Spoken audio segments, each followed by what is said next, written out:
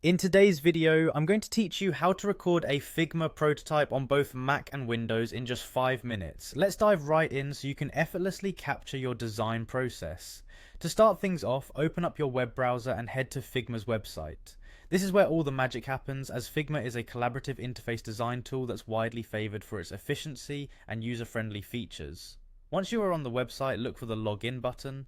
Clicking this will take you straight into your dashboard, provided you already have an account ready to go. After logging in, you'll find yourself on Figma's homepage.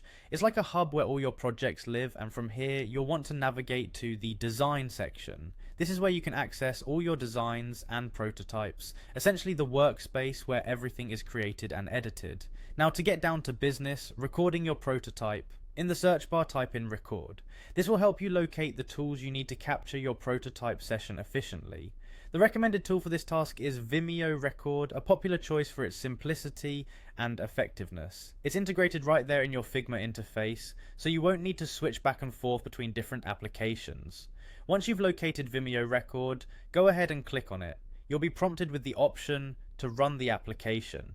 By clicking Run, you initiate the process of screen recording directly within your Figma environment. It's as simple as that. This tool allows you to record not just the prototype, but also your interactions with it, which is great for demos or sharing design ideas with your team.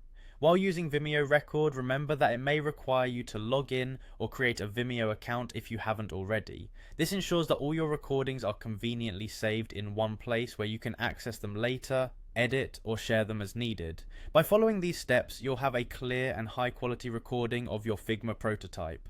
This is not just a useful technique for presenting your designs, but also a fantastic way to create a record of your design process for future reflection or education. So whether you're preparing for a presentation, sharing progress with your team, or saving your steps for future projects, recording your Figma prototypes can be a game changer. That's it for today's tutorial. Thank you for watching and happy designing.